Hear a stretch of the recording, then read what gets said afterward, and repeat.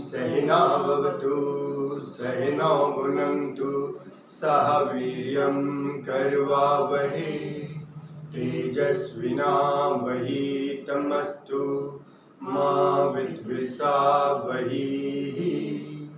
ओम शांति शांति शांति। हरि ओम तत्सत्।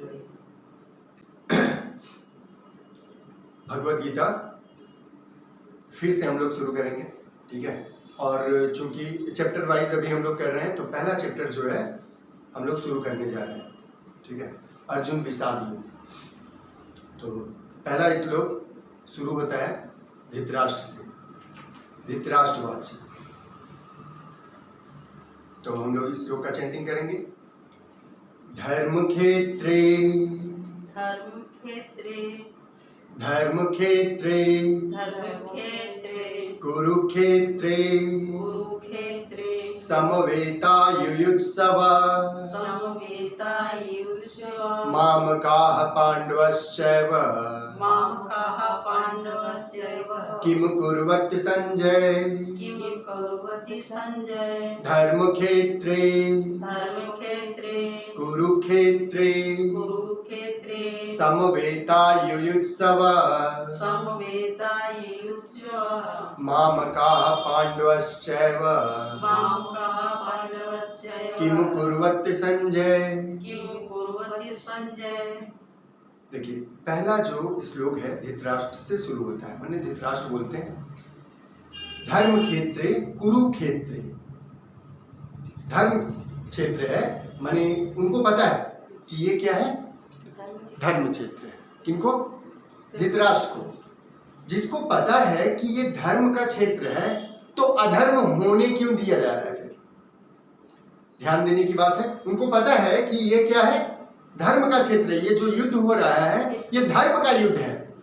तो जब आपको पता है कि ये जो युद्ध चल रहा है धर्म के लिए हो रहा है तो आप होने क्यों दे रहे हैं? You are the king over there.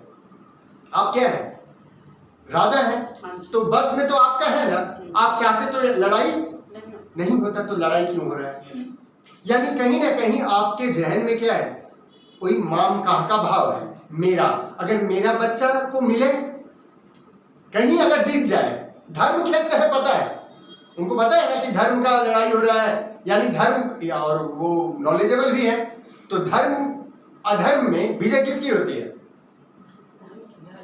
तो एक नॉलेज वाला आदमी को ये पता होना चाहिए कि विजय किसकी होगी, धर्म की। उनको पता है कि धर्म की विजय होगी, ठीक है। तो भी जो है कहीं ना कहीं उनको लग रहा है अगर क्या है, जीत जाते हैं तो मेरे पुत्र का सब हो जाएगा। अब समझ में आया कैसे ममता में, मोह में आदमी जन्म से लेकर मृत्यु तक पड़ा रहता है। इसीलिए आंख क्या है उनका, अंधा है। धृतराष्ट्र का आंख अंधा इस बात का द्योतक है कि मनुष्य अपने मन को मन के बस में होकर हमेशा अंधा बना रहता है। समझ में आया? मनुष्य मन के बस में होकर हमेशा अंधा बना रहता है। उसी के लिए तो युद्ध करना पड़ेगा, पुरुषार्थ चाहिए। ये लड़ाई क्या है? पुरुषार्थ की लड़ाई है। लड़ना पड़ेगा, उपाय खोजना पड़ेगा। हर उपाय मिलता है, उपाय मिलता है। जीतने के लिए कई सारे उपाय मिलेंगे, ठीक है ना। तो समझ में आया? और दूसरा देखिए, उनका तो आंख नहीं है और उनकी पत्नी भी देखिए वो भी अंधी हो गई है। मतलब समझ में आया? अरे ठीक है, मेरा पति क्या है, कोई भी कारण हो, कोई भी कारण से वो अपने आप को अंधा, मतलब पट्टी बांध ली है, ठीक है। पति भी अंधा है, वो भी अंधा है। तो एक आदमी का अर्धांगिनी बोला जाता है ना, स्त्री पत्नी को अर्धांगिनी बोला जाता है। एक तो अंधा है, दूसरा भी अगर अंधा हो जाए तब सोचिए कितना घोर अनर्थ होने वाला है साम्राज्य का। वो साम्राज्य का घोर अनर्थ तो पक्का है, क्योंकि उसका दोनों आदमी जो है, कम से कम माता नहीं तो पिता संभाल लेगा, पिता नहीं तो माता। दोनों ही अगर अंधा रहेगा तो पुत्र क्या होगा? दोनों ही अगर अंधा रहे तो पुत्र का तो भविष्य गया है, अधर्मी हो गया, अधर्मी होगा ना। उसको काम क्रोध लोभ मोह ये सब रहेगा। उसी तरह से अब हमारा मन जो है पूरा अंधा है, उसको कोई लेना देना नहीं है। दोनों आदमी क्या है? अंधा है। ठीक है, एक जन होता तो खैर ठीक था, लेकिन यहाँ दोनों का दोनों अंधा है, तो अधर्म होना ही है। और इसका मेन कारण क्या है? माम का। हम लोग मन का बात जो है क्या करते हैं? हमेशा सुनते हैं, हमेशा मानते हैं। ठीक है, और मन ऐसा है कि वो आपको हमेशा प्रेरित करता रहेगा गलत करने के लिए। उसको कुछ नहीं पड़ा है, वो सब जानता है। अरे मन तो आपका है ना। आप जब हम लोग कोई गलत काम करते हैं, पता तो चलता है ना बाद में, अरे हमसे गलती हो गई। अरे गलती हुआ तो करें क्यों? क्योंकि उसका टारगेट है कि आपको विनाश की तरफ ले जाना, आपको मृत्यु की तरफ ले जाना। तो अपने ही पुत्र को कोई मृत्यु की तरफ ले जाता है? कोई चाहता है कि मेरा पुत्र मारा जाए? लेकिन मन से इस तरह से जकड़ा हुआ रहता है मनुष्य कि उसको मन की तृप्ति के अलावा और कुछ सोचता नहीं है। तो कहने का मतलब यहाँ पे क्या है? बहुत पहला श्लोक ही इतना महत्वपूर्ण है, मैंने कहा नहीं जा सकता, कि मन हमेशा अपना ही तृप्ति कराते कराते इंद्रियों के द्वारा, और एक दिन इसी को क्या करता है? नष्ट कर देता है।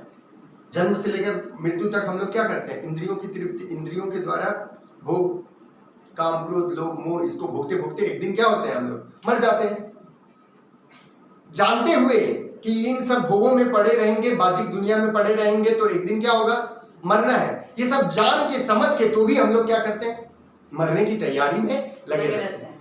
और सोचिए, उससे बड़ा दुर्भाग्यशाली कोई होगा धृतराष्ट्र से, कि वो तैयारी में लगे हुए हैं कि मेरा पुत्र कब मर जाएगा। पता है कि मरेगा ही, क्योंकि उनको पता है कि भगवान है। युद्ध में कौन है?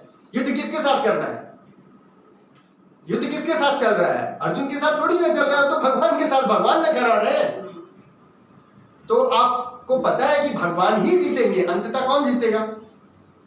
भगवान ही जीतेंगे।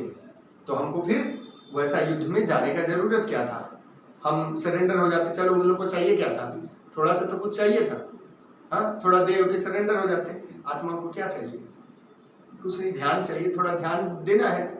हाँ, कुछ हम लोग देते हैं? नहीं देते। रात दिन सुबह शाम बस माम काम में पड़े हुए हैं। ठीक है, तो जितना समय मिले, जब मिले, अपने ध्यान में बैठना है, भगवान के लिए समय देना है, भगवान को देना है।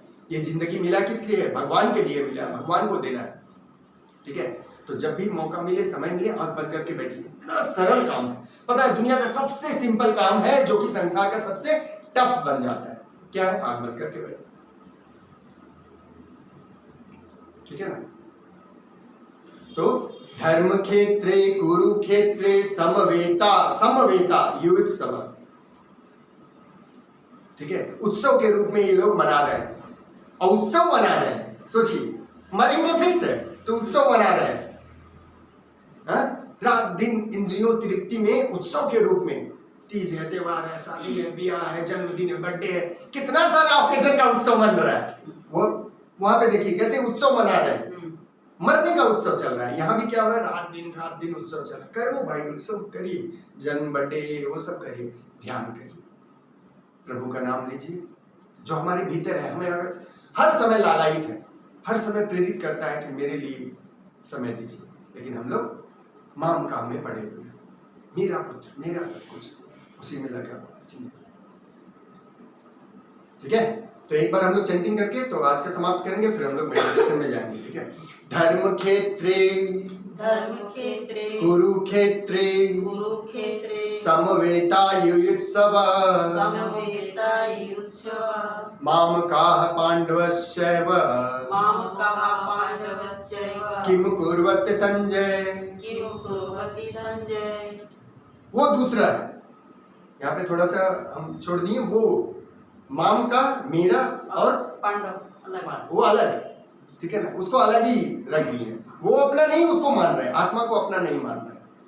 मतलब समझ में आया? उनको अपना नहीं मान रहे हैं, जिसके लिए पूरा आवश्यक है, जिसके लिए ये जिंदगी का जन्म है, उसको अपना नहीं मानते हैं। ये लोग को अपना मान रहे हैं, जो मृत्यु की तरफ जाने वाले लोग।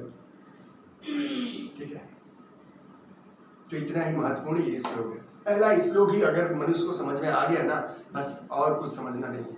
और इस चैप्टर का नाम क्या है? अर्जुन विषाद योग। अच्छा, यहाँ पे थोड़ा सा मैं बोल दूं, जितने सारे चैप्टर्स हैं, हर चैप्टर का नाम क्या है?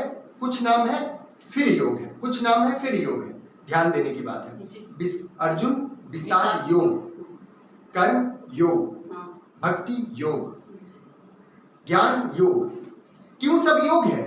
योग का मतलब है लिबरेशन, मुक्ति, उसमें जाना है। आप कोई भी रास्ता इसमें से चूज कर लीजिए, चाहे सब करिए चाहे कुछ करिए, लेकिन आपको टारगेट होना चाहिए योग में आने का।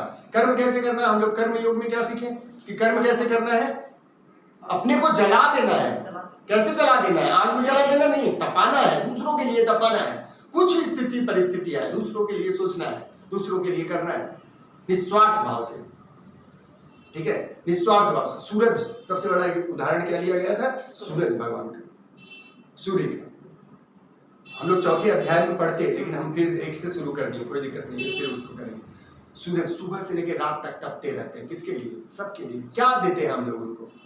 हम लोग क्या देते हैं? कुछ नहीं देते, निस्वार्थ भाव से। चौथे अध्याय में है कि भगवान सबसे पहले योग की शिक्षा सूर्य को दिए। उधर हम लोग जाएंगे तो पढ़ेंगे।